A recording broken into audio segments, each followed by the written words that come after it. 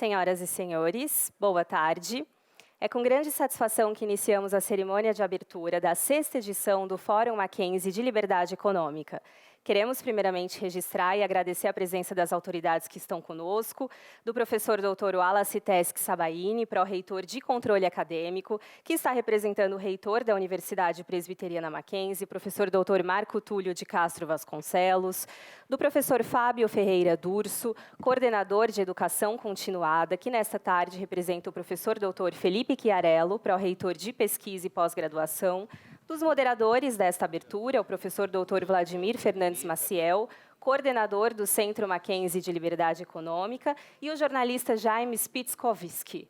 Dos palestrantes desta abertura, Alex Padilha, presidente e diretor associado interino do Departamento de Economia da Metropolitan State University of Denver, Bolívar Lamounier, membro do Comitê Assessor Acadêmico do Clube de Madrid, Roberto Salinas, diretor do Centro para a América Latina do Atlas Network, que nos acompanha de forma remota, e Rolf Lüders, economista e ex-ministro da Economia do Chile. Agradecemos também aos coordenadores, docentes e alunos que nos acompanham presencialmente. Convidamos o professor Dr. Vladimir Fernandes Maciel, coordenador do Centro Mackenzie de Liberdade Econômica e moderador desta abertura, para que realize a sua saudação.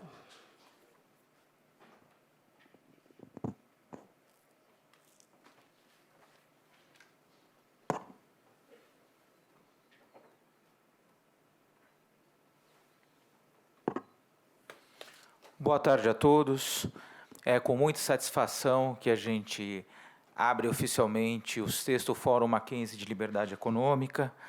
É um prazer muito grande a gente retomar esse evento presencialmente. Nos últimos 2 anos nós fizemos uma modalidade online. É um desafio também, porque o mundo que a gente tinha antes não é necessariamente o mundo que a gente tem hoje. Então, promover um evento presencial é sempre um desafio, porque a gente não sabe o que nos espera, qual vai ser a frequência, o interesse pela presença física. Hoje que nós temos, como vocês viram aqui, inclusive com participação remota, que a gente terá em breve, a facilidade de ter o Zoom, de ter o Teams e outros instrumentos. Bom, eu gostaria só de deixar duas mensagens aqui, agradecimento e de aviso. Primeiro, eu queria solicitar que todos vocês baixem o aplicativo do evento. Todas as palestras, todas as sessões paralelas com apresentação de artigos e trabalhos estão num aplicativozinho que aqui na entrada do auditório tem. Você pode escanear o QR Code ou obter pelo Google Play ou pelo Apple Store. O nome do aplicativo é Fórum de Liberdade Econômica. Tá? Lá é possível você personalizar, inclusive, a sua agenda, já indicando quais eventos você tem preferência de assistir e, portanto, você organiza a sua participação. Outra coisa que eu queria informar é que no intervalo haverá, entre sessões plenárias, entre essa sessão que começa agora e a próxima, o sorteio de brindes, né, que são livros, entre os participantes. Fique atento aos números que vocês receberam. Também, aproveitando por falar em livro, gostaríamos de agradecer a participação da editora Mackenzie no Fórum de Liberdade Econômica e a presença do seu coordenador, o professor John Sidenstreicher Neto. A editora Mackenzie tem cerca de 200 títulos em seu catálogo, entre os quais os livros Em Defesa do Livre Mercado, que é fruto da parceria da editora com o Centro Mackenzie de Liberdade Econômica. Durante o fórum, a editora sorteará, aliás, nós sortearemos exemplares desse livro, e os participantes do fórum poderão adquirir livros da editora Mackenzie com os descontos de 30% a 50% aqui fora. Então, não deixem de pesquisar o catálogo e adquirir os livros. Esse é um desconto que foi negociado, que está fora do padrão da editora. Eu mesmo, o último livro que eu comprei como professor, eu só consegui 30%, então tem aqui livro com 50%, então aproveitem. Que eu espero, depois do fórum, eu consiga ter tempo para conseguir lê-los. Então, aproveite a oportunidade, conheça o nosso estande da editora, né, aqui na entrada do auditório. E desejo a todos um excelente evento.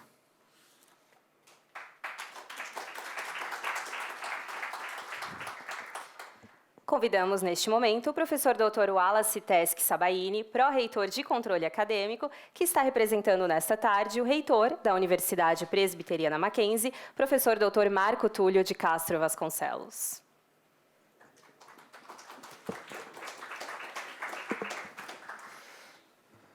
Boa tarde. Eu queria aqui cumprimentar, primeiramente, nossas alunas e alunos. Vocês são a principal razão de existência da nossa universidade, né? Na pessoa da Rafaela, minha aluna, né, do curso de Economia, que está aqui hoje, né, junto com as outras, né, Maria Fernanda, não é isso? Né? Thaísa, Lorena também está aqui, não é? Cumprimentar aqui também, não é, os nossos queridos colegas professores, né, da nossa universidade, na pessoa do professor Fábio Durso. Cumprimentar aqui o professor Vladimir, né, o coordenador do Centro Mackenzie de Liberdade Econômica. Cumprimentar os palestrantes na pessoa do professor Bolívar. É uma satisfação estar aqui. Eu estou aqui substituindo o magnífico reitor, o professor Marco Túlio, em função, né, de uma situação imprevista, ele não pôde estar e eu tive a incumbência aqui de substituí-lo. Hoje eu estava dando aula para a minha turma de economia, é uma turma relativamente grande, né? São quase 60 alunos que eu tenho, né? Que eu, né, tenho uma satisfação muito grande de abrir o espaço na agenda de um pró-reitor e entrar numa sala de aula e dialogar com os alunos e entender, né, o que eles desejam, as expectativas, as realidades, né, de cada um, os desejos, as inspirações, os sonhos que cada um tem. Não é? E como pró-reitor da universidade, juntamente com o reitor, a gente conseguir dialogar com essas novas gerações, não é? E também traçar uma linha de mentoria, de atuação, para que o estudante saia daqui da universidade com uma formação integral, uma visão de mundo, né, ampla, e com os valores e princípios da nossa instituição, que a gente vem, né, divulgando, defendendo há mais de 150 anos. Hoje, inclusive, a aula que eu dei foi sobre análise econômica e análise financeira. E eu estava dizendo para a turma que, nesse contexto, nesse cenário que a gente vive e que o futuro nos aguarda, não adianta ser bom. É pouco, é muito pouco. Eu não sei se assustei a turma, mas eu falei que nem ótimo. A gente precisa ser excelente. Mediano, então, está descartado do processo de fazer diferença na sociedade, contribuir para um país melhor, né, para um mundo melhor. E eu conclamei a minha turma para a gente ser excelente, buscar a excelência. E eu creio, não é, que um evento como esse, que o Centro Mackenzie de Liberdade Econômica está patrocinando, promovendo, junto com o CCSA, ele é fundamental para essa formação dos nossos alunos, não é, e dos demais interessados que aqui participam desse evento. Os palestrantes são pessoas referenciadas, renomadas, que agregam valor ao conhecimento e trazem relevância aos conteúdos que a própria universidade tem nos seus componentes curriculares, né, que cada um dos professores ministram no dia a dia. Então, a gente, como pró-reitor da universidade, a gente agradece o papel do Centro Mackenzie de Liberdade Econômica neste importante passo, né, que é agregar, juntamente, né, com o time de professores que nós temos, para trazer o cumprimento dessa responsabilidade, dessa missão que a gente tem aqui, de ajudar aí, né, no futuro dos nossos queridos alunos e alunas. Desejo sucesso nesse debate, ele é importante para todos nós, né, é oportuno, e nós cremos que quem está aqui tem a oportunidade de assistir, com certeza vai sair daqui, né, satisfeito com o resultado aqui do que vai ser discutido, do que vai ser debatido. Obrigado pela oportunidade, um excelente evento a todos. Senhoras e senhores, iniciaremos a palestra Práticas de Governo na América Latina e, para isso, convidamos o moderador, professor Dr. Vladimir Fernandes Maciel, coordenador do Centro Mackenzie de Liberdade Econômica, para apresentar aos palestrantes com a breve leitura de seus currículos, bem como conduzir os trabalhos desta abertura.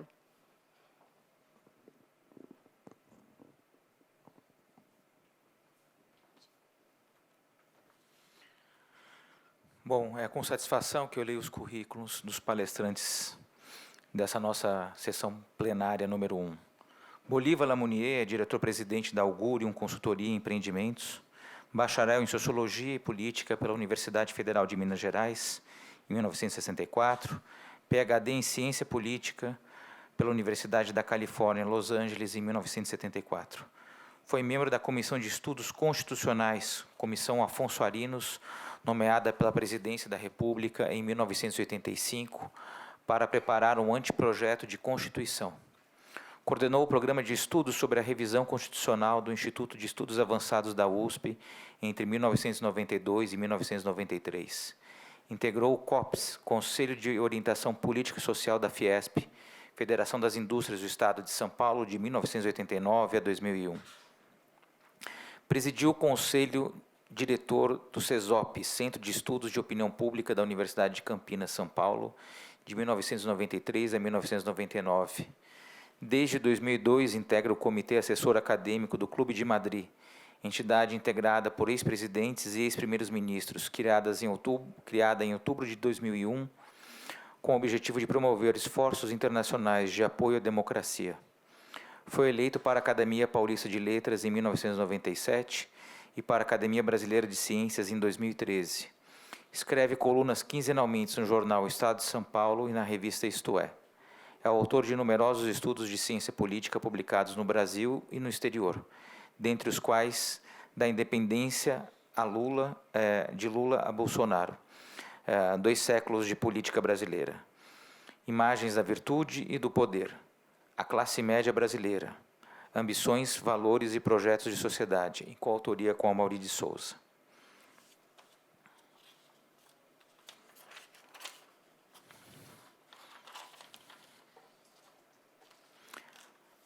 Alexandre Padilha é PhD e diretor associado interino do Departamento de Economia da Metropolitan State University of Denver.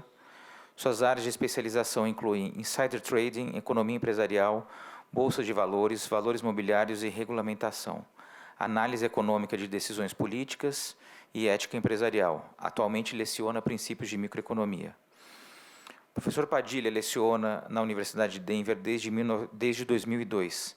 Ele atua como diretor do projeto Explorando a Liberdade Econômica na mesma instituição, que educa estudantes e o público em geral sobre o papel da liberdade econômica e política na promoção do empreendedorismo, crescimento econômico, prosperidade e paz. Ele publicou vários artigos acadêmicos sobre insider trading no Quarterly Journal of Austrian Economics, Commentaries in Law and Economics e Florida State Business Review. Sua pesquisa atual envolve estudar como insider trading é percebido entre os acadêmicos e não acadêmicos. Outros interesses de pesquisa incluem estudar mecanismos de autogovernança em setores não tradicionais e também estudar sobre políticas econômicas e populismo, principalmente relacionado às questões que envolvem imigração. O professor Padilha obteve seu doutorado, mestrado e bacharelado em economia pela Universidade de Direito, Economia e Ciências de Aix-de-Marseille, em Aix-de-Provence, na França. É um prazer contá-lo com a presença de todos. Muito obrigado.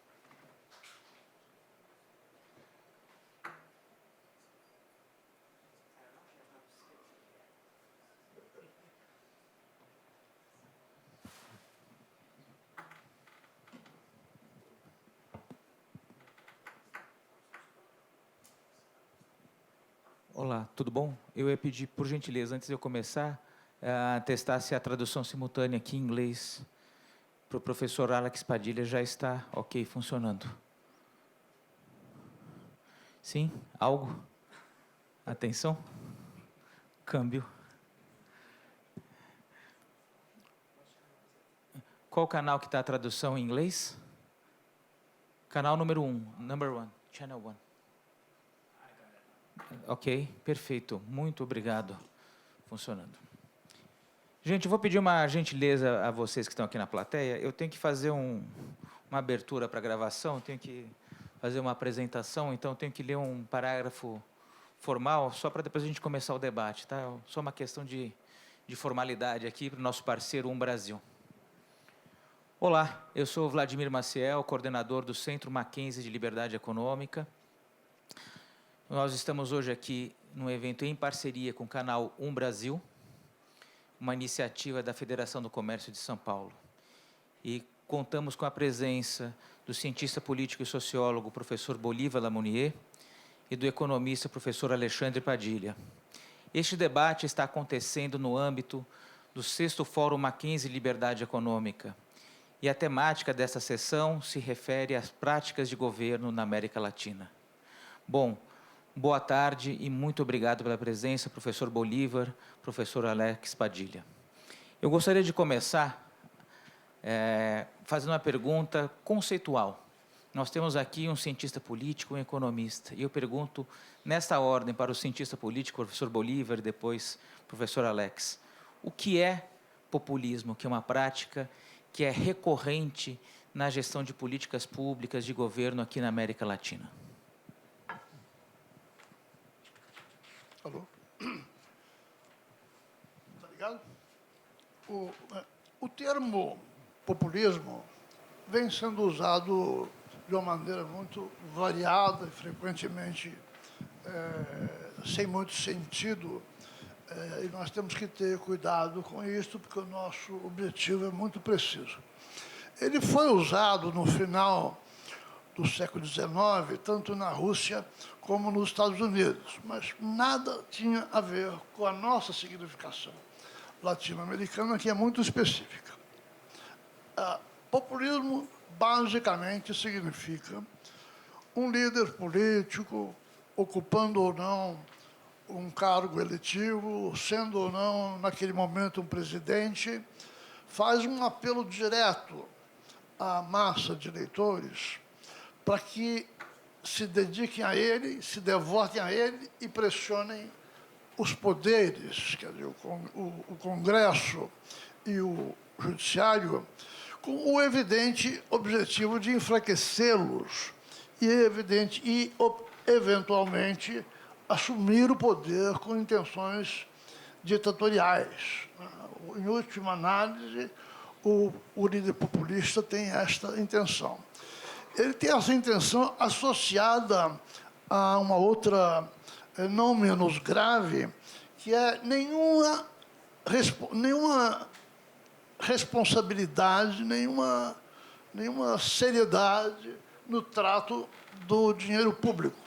Adora fazer caridade com o dinheiro alheio. Né? Isso é típico de líderes populistas, por toda parte. Então, essas duas características associadas ao nosso regime presidencial, é preciso lembrar, né? O presidente da República, aquele que aspira à presidência, já está um pouco imbuído dessa ideia de ser mais forte, de ter mais legitimidade, de ser superior aos outros poderes. Então, o populismo é necessariamente sempre uma ameaça, tanto à economia como à democracia. Mas, se você me permitir um minuto, eu conto uma historinha para ilustrar o que eu quero dizer. Eu sei que todos aqui são muito jovens, alguns talvez nem tenham ouvido falar no senhor chamado Getúlio Vargas, que foi deposto do poder na ditatorial que exercia em 1945, concorreu à eleição convocada para 46. Naquela época era permitido uma pessoa se candidatar a vários cargos simultaneamente em vários estados. Então, ele foi eleito para o Senado e para deputado em 7 estados. Mas nunca compareceu ao Congresso. E foi para a fazenda dele lá em São Borja, no Rio Grande do Sul. Ficou quieto lá. Na véspera da eleição presidencial de 1950, um dos nossos maiores jornalistas pediu uma entrevista a ele concedeu a entrevista, foi a São Borja, e lá, conversando com ele, a certa altura, perguntou, e agora, presidente, o que o senhor pretende fazer? Ele respondeu o seguinte, eu vou dizer literalmente, ele disse assim, eu vou voltar, mas não como político, como líder de massas. Veja que aí está um homem extremamente sagaz, optando pelo caminho errado, né, porque já tinha deixado muitos ódios para trás por ter sido ditador, e ainda dá o aviso antecipado aos seus futuros inimigos de que ele não ia respeitar os poderes. Bom, e não respeitou mesmo e acabou causando uma tragédia ao Brasil. Eu podia me estender, mas populismo na América Latina é isso. Se eu fosse falar da Argentina, eu simplesmente multiplicaria isto que eu acabei de dizer, eu exponenciaria isso, eu multiplicaria por 10 ou 20. Então, a Argentina, que chegou a ser um dos países mais ricos do mundo, que chegou a ter uma renda per capita superior à da Holanda, à da Alemanha, à da Suécia, à da Suíça, da Espanha e da Itália, regrediu por causa das aventuras populistas que se seguiram, e hoje é um país onde a pobreza está visível a olho nu, onde, neste exato momento, uma parcela enorme da população está abaixo da chamada linha da pobreza. É isso o que eu tinha a dizer inicialmente. Não é muito otimista. Professor Padilha, gostaria de ouvi-lo. Can you hear me? First, I want to thank you, the interpreters, for interpreting for me. Interpreting is a very, very difficult job, so you should pay them more money in general.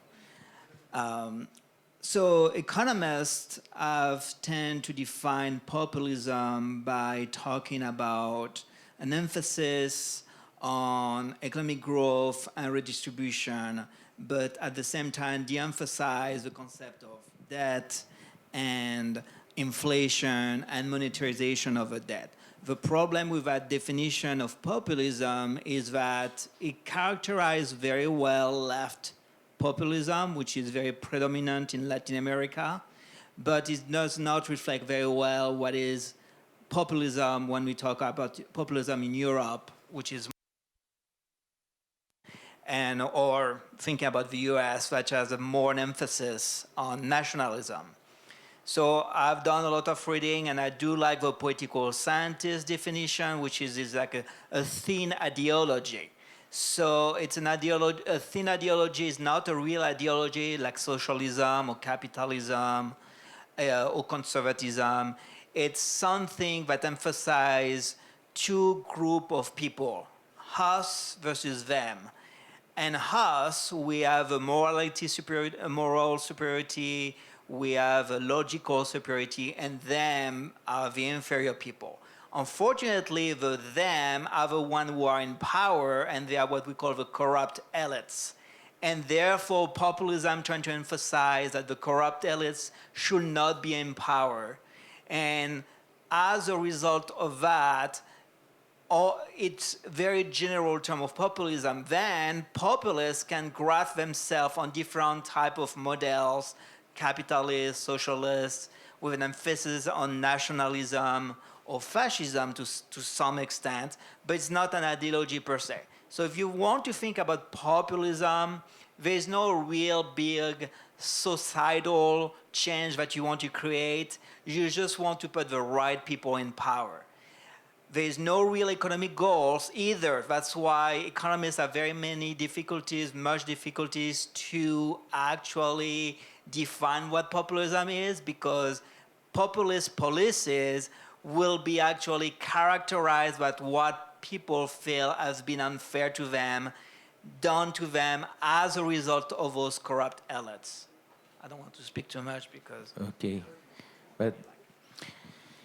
Bom, se o populismo tem essas definições, seja o da América Latina ou numa versão mais abrangente, usada pelo professor Alex Padilha, como é que ele se manifesta? Quer dizer, como é que ele ocorre? Né? Como é que ele chega a prevalecer, a se tornar política efetiva? Quer dizer, qual é o caminho que ele percorre para chegar a esse ponto? Professor Bolívar, o senhor pode esclarecer alguma coisa sobre isso? Sim. Bom, o modo de acesso varia. Em alguns casos, eles conseguem vencer uma eleição. Né? Eles fazem um eleitorado de grande porte, com promessas enormes, com seu estilo agressivo, incorporando uma certa paixão, uma certa agressividade que muita gente em qualquer país gosta de ouvir. Então, muitos chegam ao poder pelo caminho da eleição. Né? Começa legítimo. O que vem depois é uma outra história. Porém, os mais famosos não seguiram este caminho. O Getúlio Vargas já estava na presidência em 1937, quando ele aplicou um autogolpe. Ele, um belo dia, uma bela tarde, anunciou que estava outorgando ao país uma nova Constituição, que era uma Constituição autoritária, que suprimia as eleições e os partidos, e saiu calmamente andando para um jantar a que ele tinha sido convidado na Embaixada da Argentina. E lá ficou durante 9 anos, até que foi deposto pelo Exército. Essa é a história do Getúlio Vargas. Agora, a do comandante general Juan Domingo Perón é muito mais interessante. Né? Ele era um diplomado da escola militar. O clima da Argentina era muito influenciado pelo fascismo italiano, do Benito Mussolini, muito mais do que nós, tanto assim que nós entramos na guerra ao lado dos aliados e a Argentina não. Né? Ou seja, havia uma influência fascista muito forte na Argentina. E um grupo, então, de senhores lá claramente fascistas, embora disfarçassem a sua inclinação, começou a se aproximar de líderes militares e outros para tramar um golpe contra o presidente em exercício, que era Irigoyen, na véspera de 1930. E o presidente Irigoyen, então, foi deposto pelo general Félix Uriburu, e eles deram o golpe em 15 minutos, não houve nenhuma resistência, e acharam que no dia seguinte, outorgando uma Constituição de natureza fascista, controlando os sindicatos, suprimindo os partidos, acabando com as eleições, que no dia seguinte a Argentina estaria feliz e em calma. Deu zebra. O que de fato aconteceu foi um longo período de conflitos graves, né? Tentativas de golpe uma atrás da outra, né? Até que em 1943, o presidente Rawson, que foi o último golpe antes do Perón, ficou 3 dias no cargo e foi derrubado pelo Perón, né? Que exerceu ditatorialmente o poder até 1955. Bom, isso, obviamente, dividiu a Argentina ao meio, né?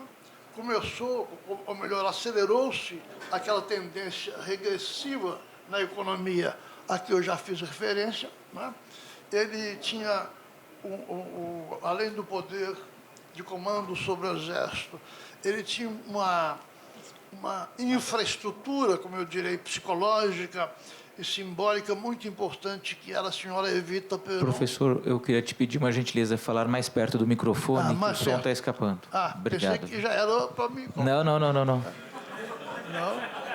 mais perto eu falo, nenhum problema. Evita Peron era uma atriz de teatro, uma pessoa de um talento extraordinário, uma ex-prostituta que se casou com ele.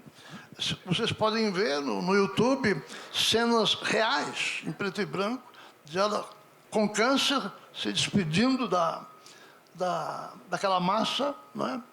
Daí vem a canção Don't Cry For Me, Argentina. Né? Ela faz lá um discurso terrivelmente dramático, e você então vê aquela massa inacreditável chorando aos prantos. Né? Mas Perón foi derrubado em 55 e exilado na Espanha. Quando ele voltou, achou... o país tinha entrado numa situação que nós, no Brasil, nunca chegamos nem perto, nunca vimos e espero que nunca vejamos, que era um golpe militar atrás do outro, né? Entre 55, quando ele foi, e 73, quando ele voltou, a média dos governos, todos militares, era 1 ano e meio, né?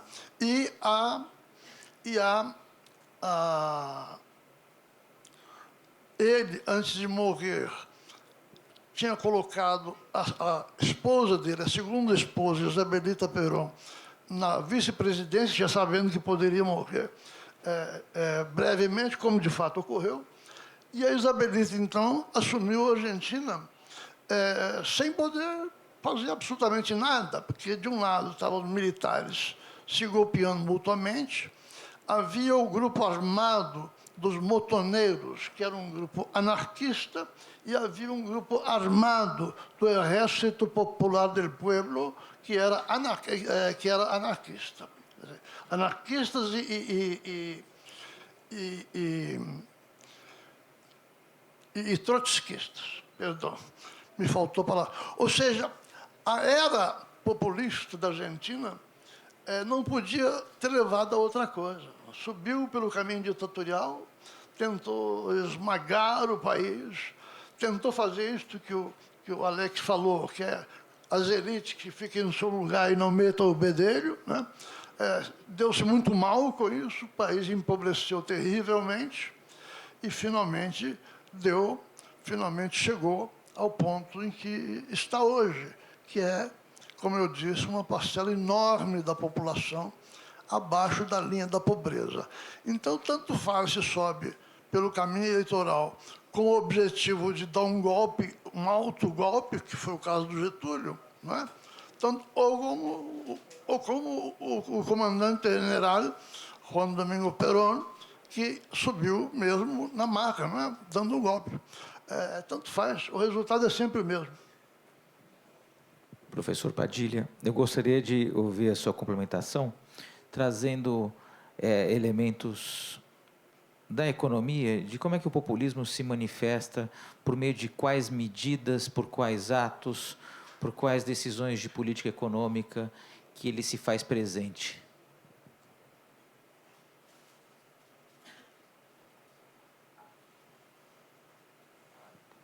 I'm going to try to answer that very complicated questions.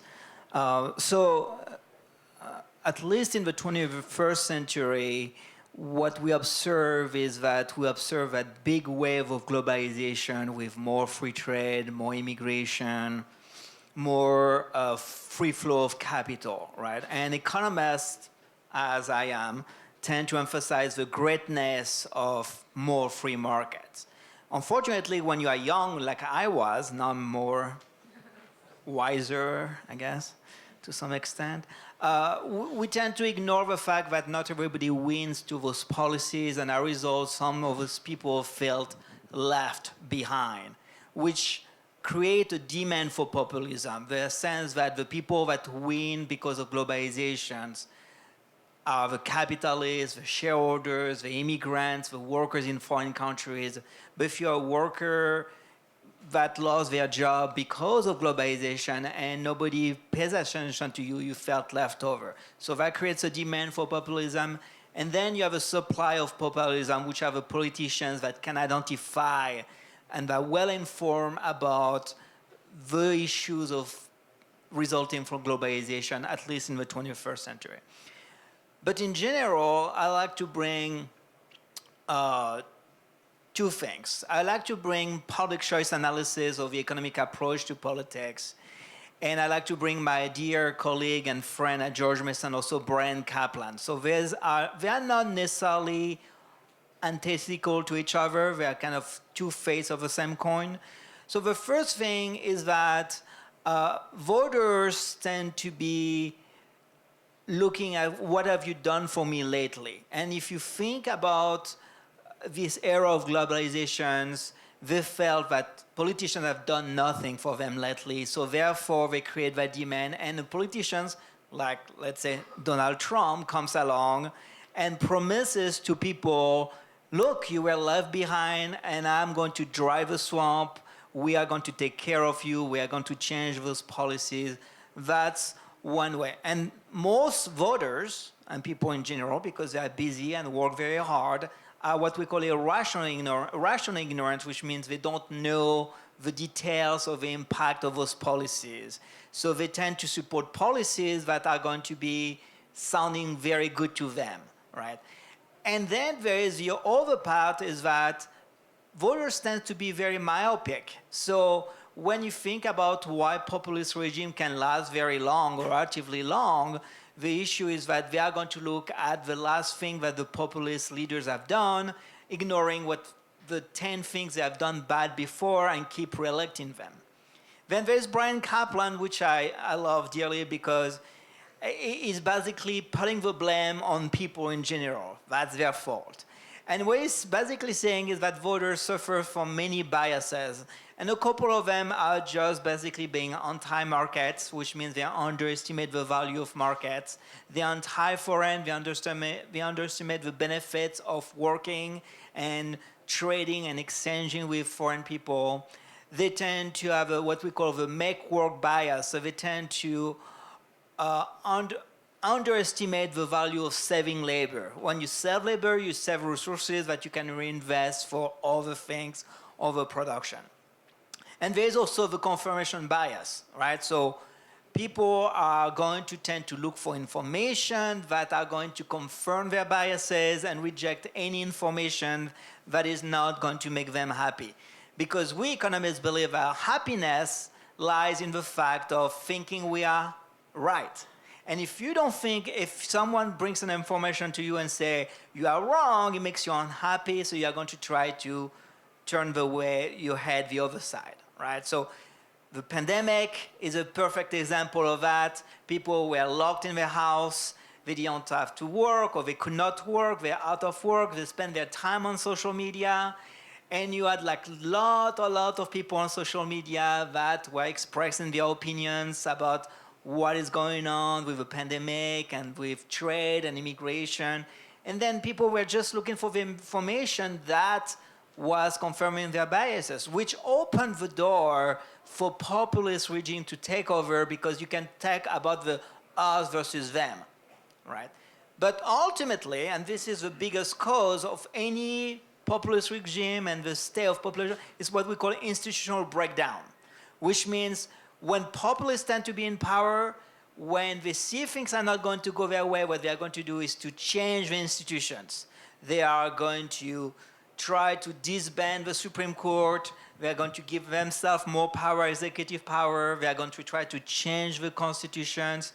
And all those mechanisms will allow for populist regime to stay in power for a longer period of time. And you can, and what I would like to, I mean, maybe it's at Juliana. Actually, I'm too wet, sorry. Ok. Muito obrigado. Eu queria, antes de fazer uma próxima pergunta, fazer uma conexão entre a fala do professor Padilha e a fala do professor Bolívar, na verdade, a presença dele, inclusive, que eu me recordei que o meu primeiro contato com a literatura de public choice se deu por meio de um texto do senhor que eu estudei no meu último ano de graduação, que era sobre políticas públicas na agricultura. Não lhe causou nenhum dano grave. Bom, se o senhor considerar que eu estou aqui hoje coordenando o Centro de Liberdade Econômica, pode ser que seja um grande dano ou um grande bem, né? Um grande benefício.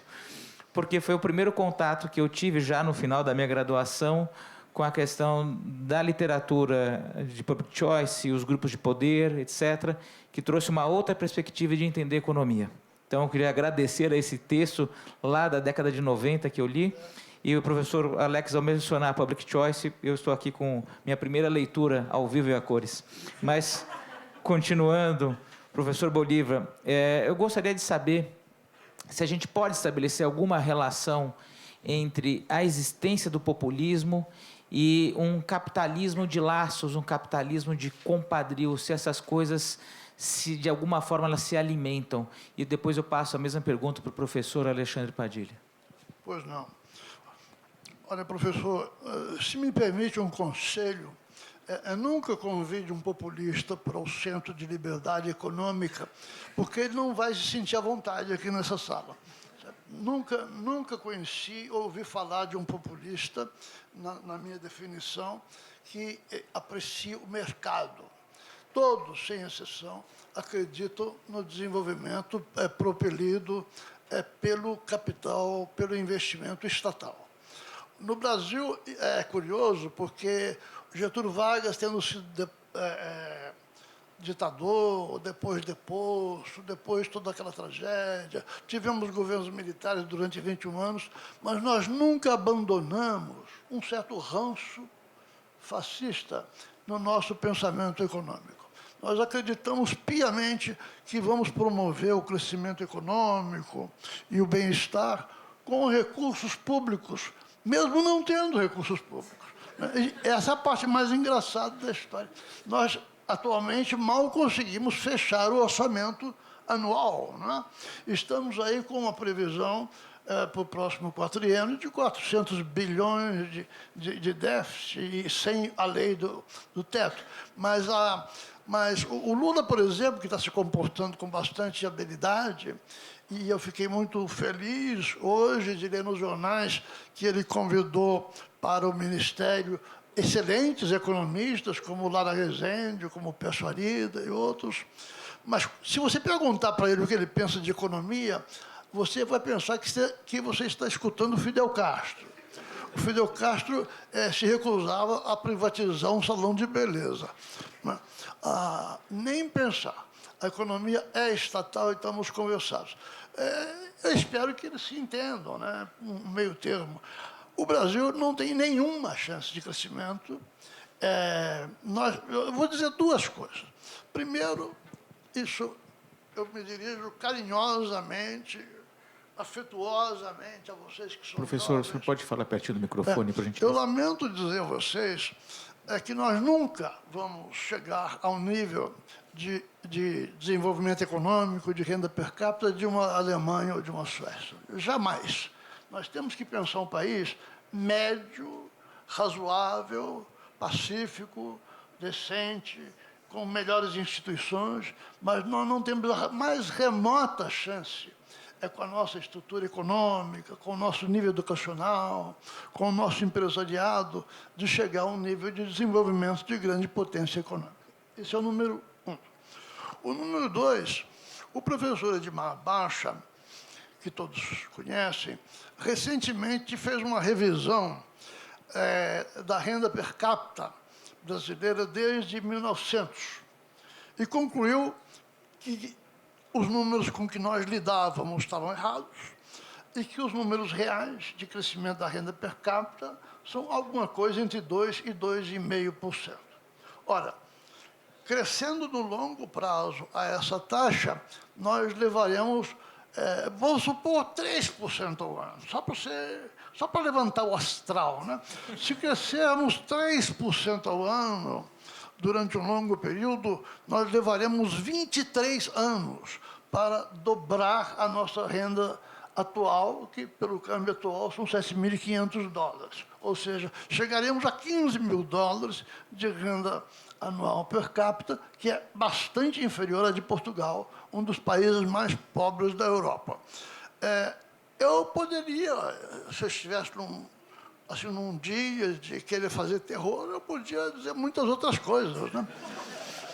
Eu podia falar do nosso sistema educacional, por exemplo, que todos sabem como é. Todos aqui conhecem os números daquela pesquisa PISA, não é? A pesquisa PISA mostra que, na população acima de 6 anos de idade, 70% não conseguem entender um padrão básico internacional de ciências. 65% não conseguem entender um padrão básico de matemática. E 50% não entendem o seu próprio idioma. Ou seja, tem dificuldade de ler um bilhete, ou o letreiro do ônibus, ou algo assim. O que significa isso? Significa que a nossa situação, do ponto de vista educacional, é catastrófica. Ela não precisa de uma reforminha, como, de vez em quando, se precisa de uma revolução urgente. Do contrário, nós não vamos a lugar nenhum. E também não adianta melhorar extraordinariamente o nível da educação se não tiver emprego para o pessoal que melhorou o nível educacional. E você não cria emprego sem investimento. E de investimento estatal nós não vamos ter, porque não vamos ter arrecadação para fazer investimento estatal e promover, digamos, um crescimento à altura do produto potencial de pelo menos 4% ao ano ou mais, né?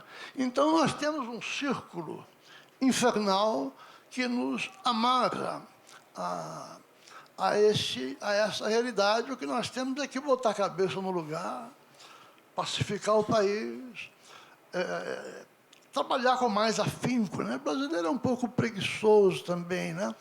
Nós temos aqui trabalhar com mais afinco e com mais realismo. Eu vou, só para terminar, fazer uma referência breve às chamadas industrializações tardias, né?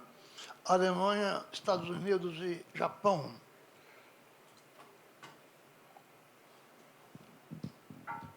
Vou me referir só ao Japão. No ano 1800, o Japão dependia 99% do arroz. Era a única coisa que produzia. Não usavam sapatos. Né?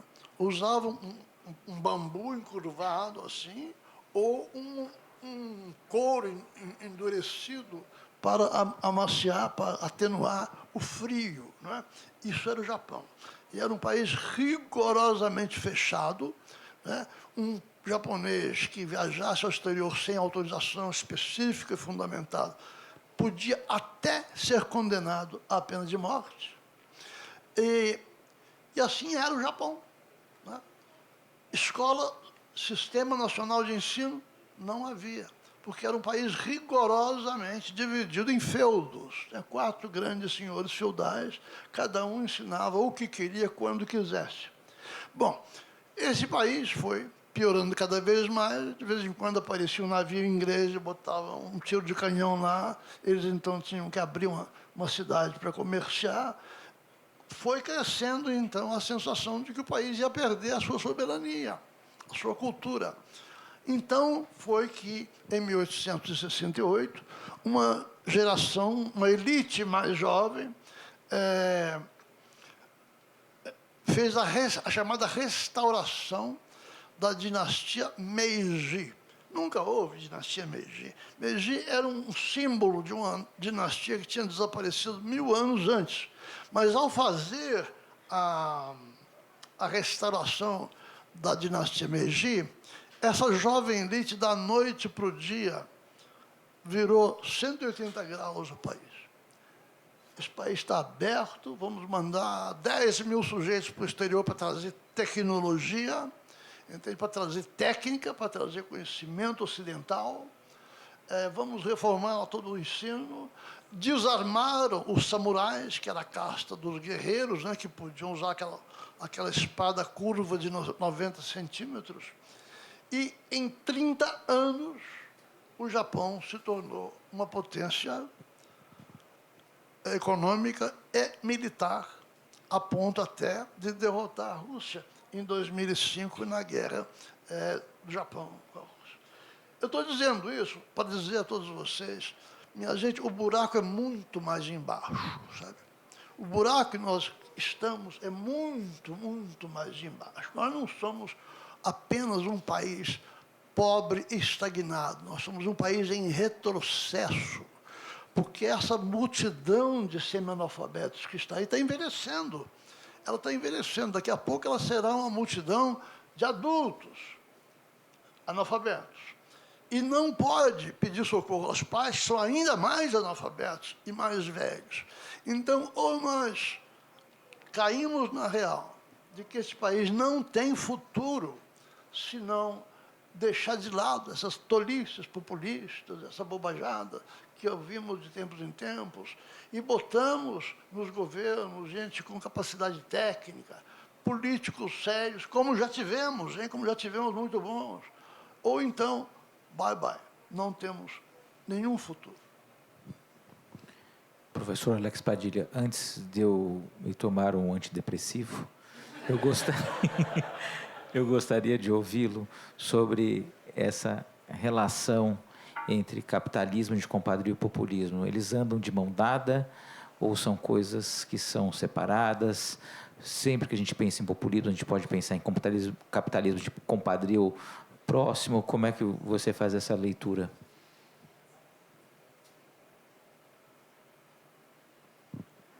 So because the theme of today's talk is populism in Latin America, I'm going to first talk about populism in Latin America, which is most of it left of center. It's like most left of center. Brazil is slightly different, could be considered right-wing populism, but I'm just going to talk about most Latin America, and then I will talk about Brazil a little bit, or my understanding of right-wing populism in Brazil. So left-of-center populism is definitely not capitalist. It's definitely not in favor of markets. So whether we talk about Argentina or Venezuela, one of the things is that they tend to, at the beginning, they benefit from high price or price commodity boom. So Argentina, before Peron arrived in power, was one of the wealthiest countries. And the reason also is because they benefited from Europe in middle of First World War, and Europe needed a lot of farming products from Argentina, so Argentina get a lot of money. But once Peron took over, right, all that boom becomes consumption, right? So because now I needed to finance all my big projects, I'm going to use all that money that came from Europe to do my projects. Once that money is running out, I have to find a way to finance my debt. And the debt finance, so to finance your debt, you can do it several ways. The first one is you can print more money. You monetize your debt, and that's why you reach those high inflation rates. For example, Argentina is scheduled to have 100% inflation rate next year. Right now, it's about 75% inflation rate. And the other thing they do is expropriation. I'm going to take away your property, your private property. I'm going to nationalize your business.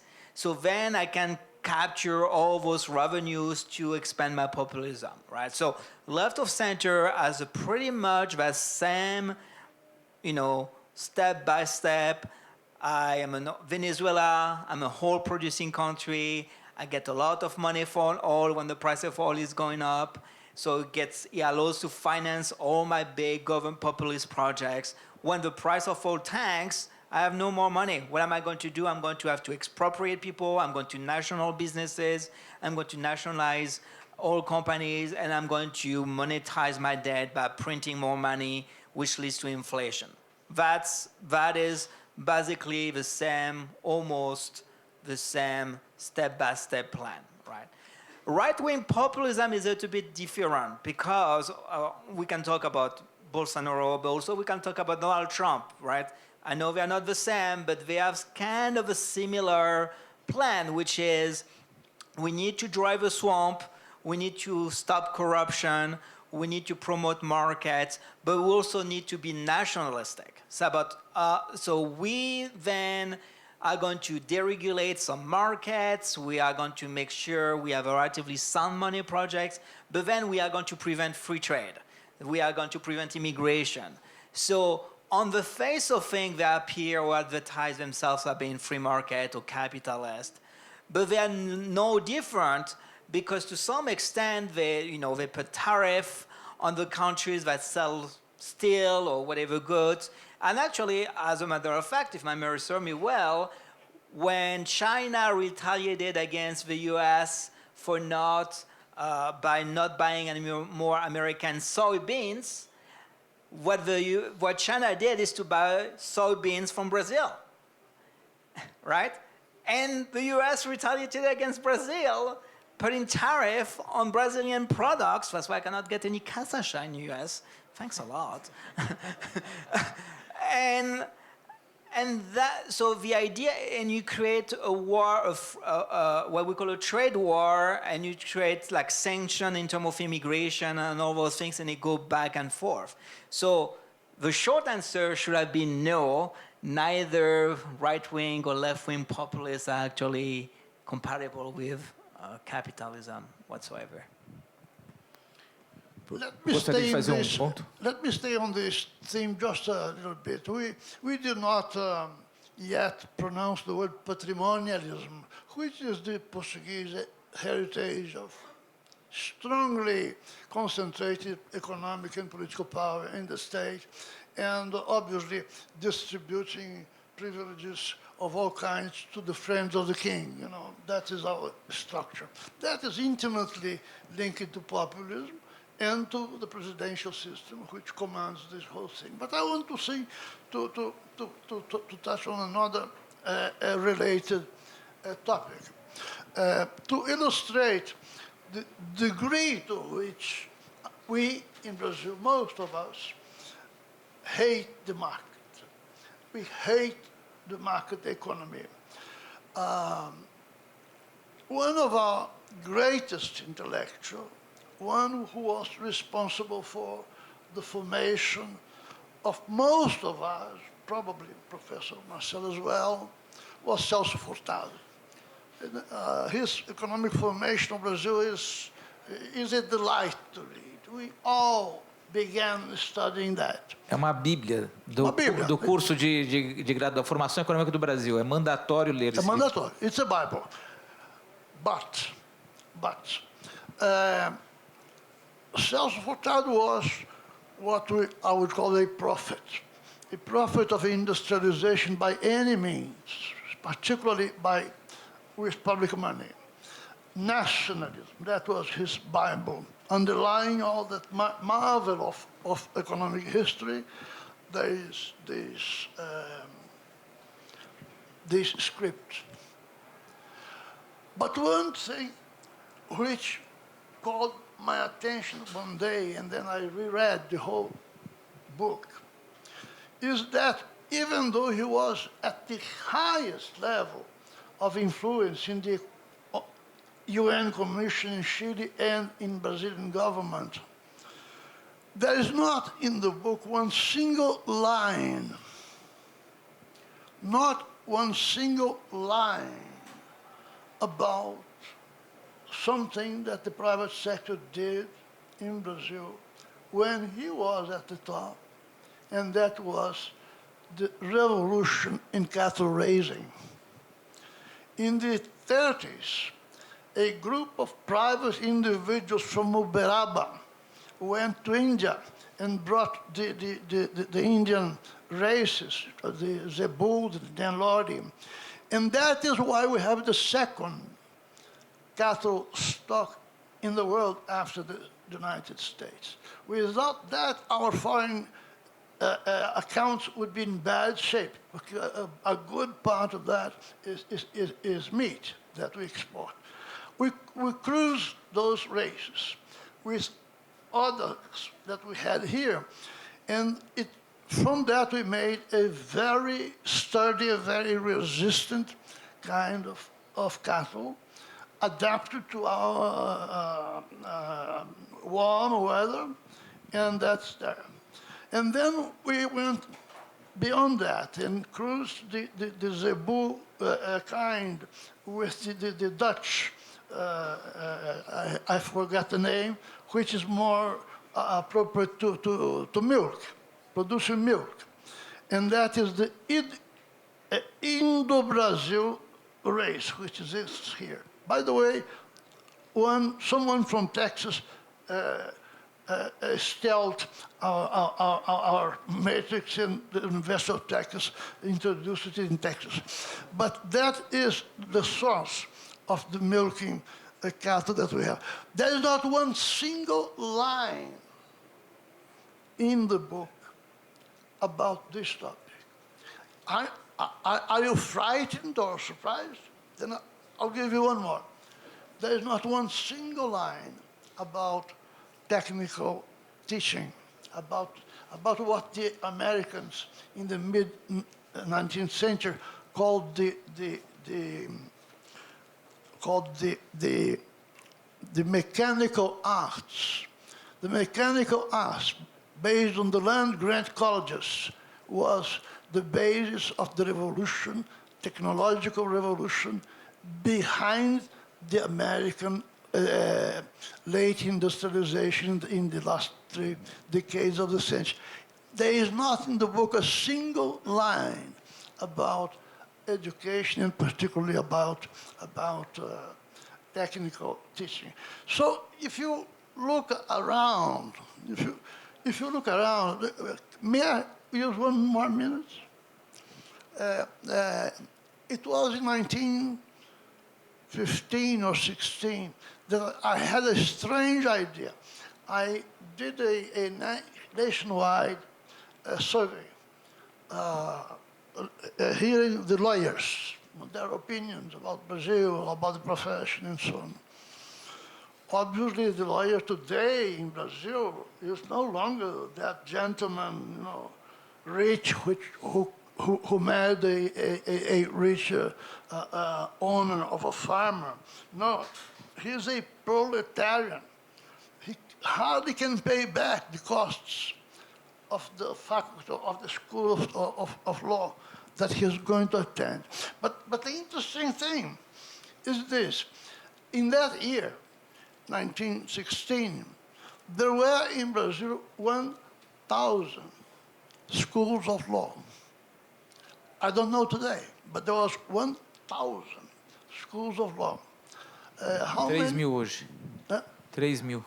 So, how can a country like this, you see, which continues to refuse heavy revolutionary investment in technical, mechanical arts, which has this incredible stock of analphabets and semi-analphabets, and which insists that our industrialization must be based on state investment.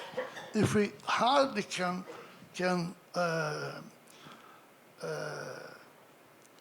finish or conclude or balance our annual budgets. How can that happen? Professor, Alex Padilha, agora pegando um gancho sobre essa fala do professor Bolívar Lamounier sobre o Brasil, sobre questão de industrialização, e a gente está falando de América Latina. Por que tradicionalmente parece que o nosso continente, a América Latina, é associado com o populismo, ou tem um histórico muito grande, e eu acho que essa descrição que o senhor fez do Brasil vale para outros países da América Latina. Por que nós estamos far behind? Nós estamos ficando cada vez mais para trás nesse mundo globalizado, e integrado, e um mundo de conhecimento. Por que a América Latina é esse país, é esse continente que é tradicionalmente associado ao populismo? O que você pode trazer sobre isso, professor Alex Padilha, e depois pergunto ao professor Bolívar Lamounier.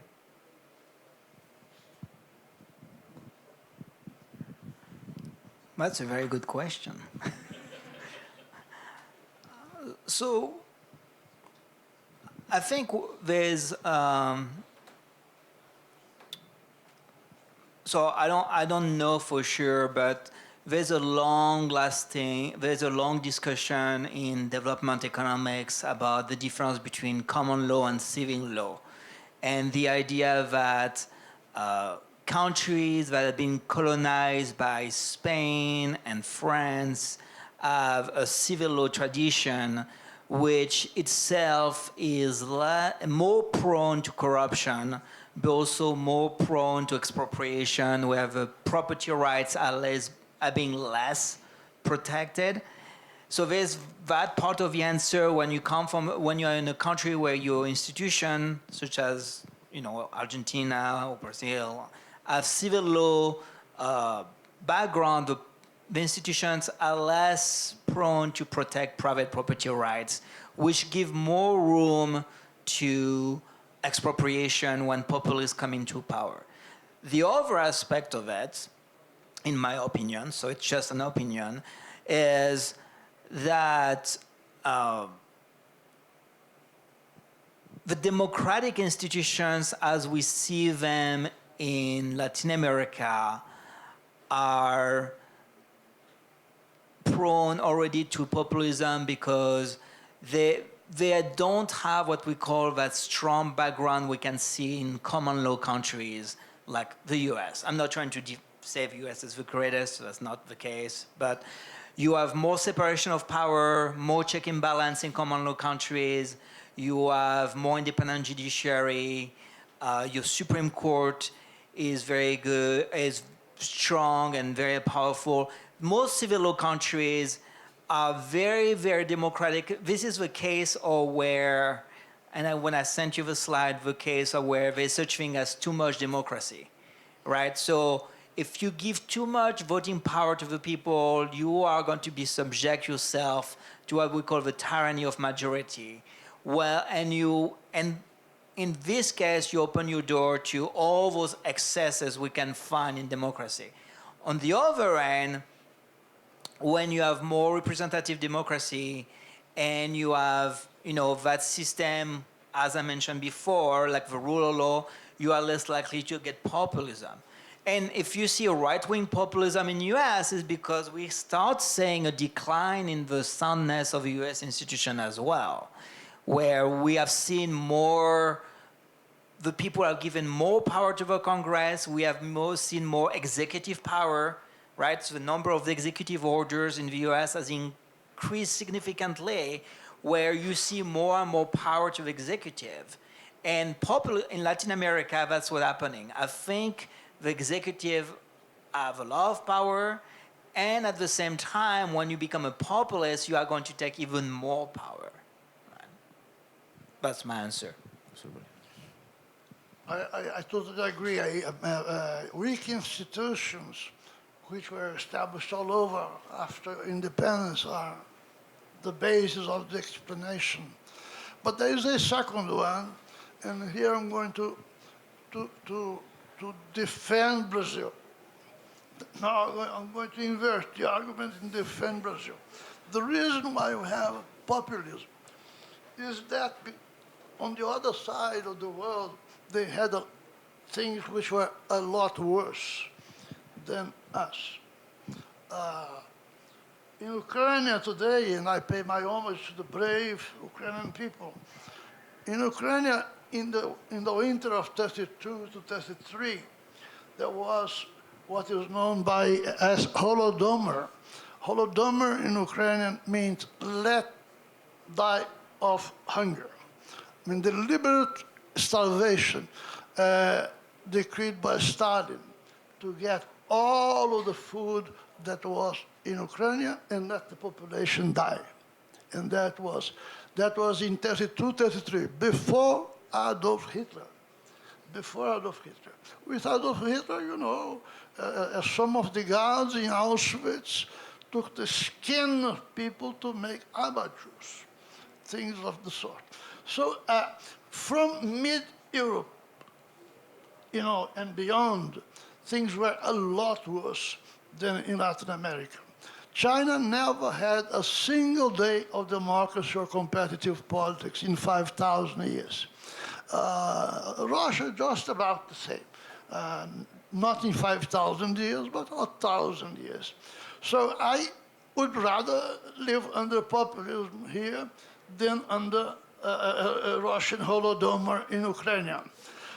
Populism is in fact a attenuated form of what we used to call caudillo. See, at the beginning of our political systems in the 19th century, we called caudillo because the central government hardly existed.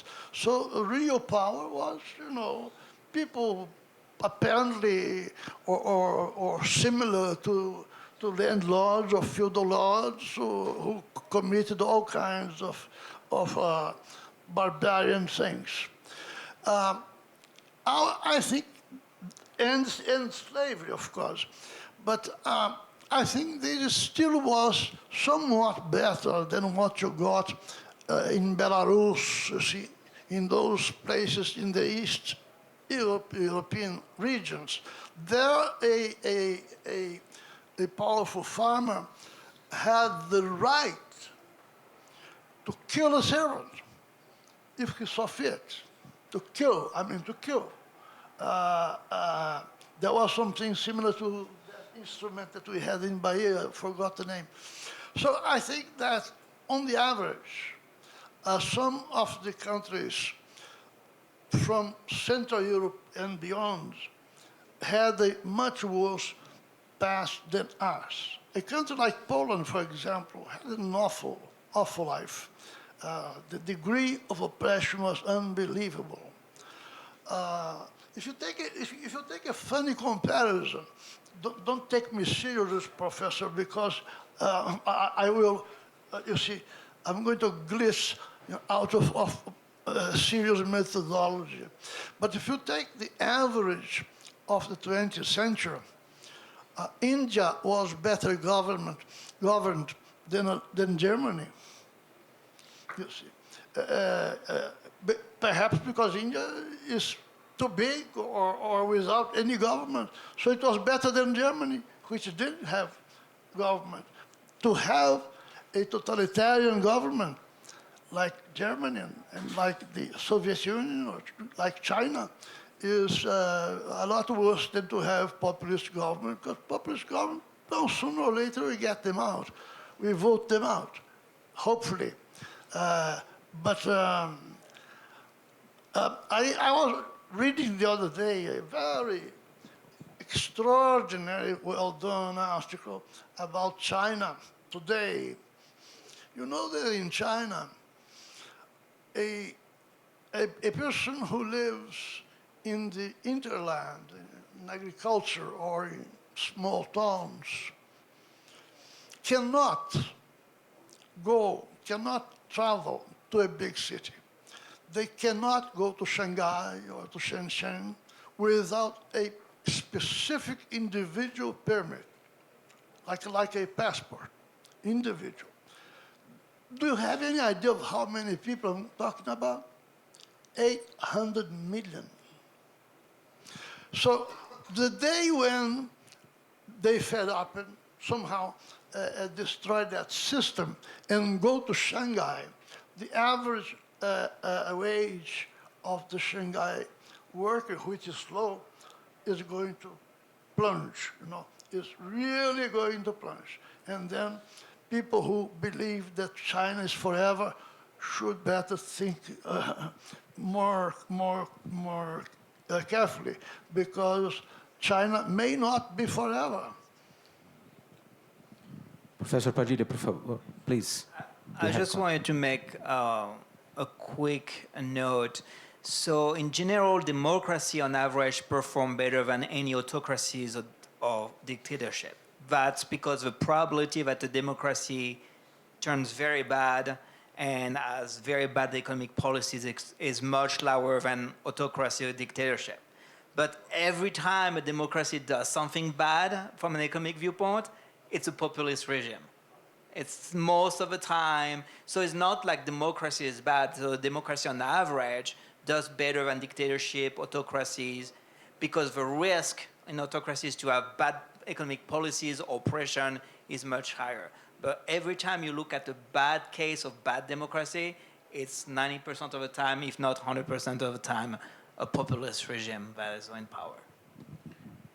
Eu gostaria de aproveitar, então, esse entendimento sobre o regime populista, as relações com a economia de mercado, ou o quanto ela se afasta, e a questão do regime democrático, E para encerrar a nossa sessão, fazendo uma última pergunta, ao olhar para a América Latina, nós falamos como exemplos de populismo e de afastamento da relação com o livre mercado, muito sobre a Argentina, falamos também sobre Venezuela, obviamente falando sobre o Brasil, né? Mas eu gostaria de saber se é possível olhar para a América Latina e termos lições de países que conseguem se afastar do populismo, que conseguem se aproximar de uma economia de livre mercado e conseguem ter, portanto, um ambiente institucional em que você consiga democraticamente governar e, do ponto de vista econômico, incluir essas pessoas no mercado e aumentar aí a renda per capita, o nível de acumulação e de riqueza. Temos histórias, a América Latina também pode ser um exemplo, mais do que pensar em Europa, como o professor Bolívar disse, não adianta a gente sonhar com a Suécia, com a Finlândia, mas a gente precisa ser mais palpável. O que tem mais palpável para pensar? Professor Bolívar, o senhor pode começar com essa resposta final? Yeah. No, the obvious example is Chile. The cost of putting the Chilean economy in place and more liberal, exporting more, excellent reputation abroad, the cost of doing that was extremely high because it was done by Mr. Pinochet, who seems to have been the example to China to combine totalitarian government with the market, or with Vietnam, for example. The cost was extremely high. Now, this is a very difficult issue because without the Pinochet coup, I hate saying this, but I'm afraid Chile would have gone into civil war. You see, the situation was extremely serious. I was there 3 or 4 times in those days. It was extremely serious, and so I'm not sure if I'm happy with any answer. I believe Colombia too can do a good job now that the civil war is practically over. Now, if you take Mexico, now, in the United States, you always hear the phrase, the problem with Mexico is too far from God and too close to the United States. You see, because Mexico today is practically governed by organized crime. That unfortunately is true. It cannot get out of that with or without dictatorship. What you had before, when it was almost a single party, was pretty tough authoritarianism, but they were not capable of taking the country from poverty and from keeping it under control. Another example that I like to remember, not in Latin America, which I think from this point of view is something to be followed. I'm not yet applauding, but I think should be followed, is South Africa.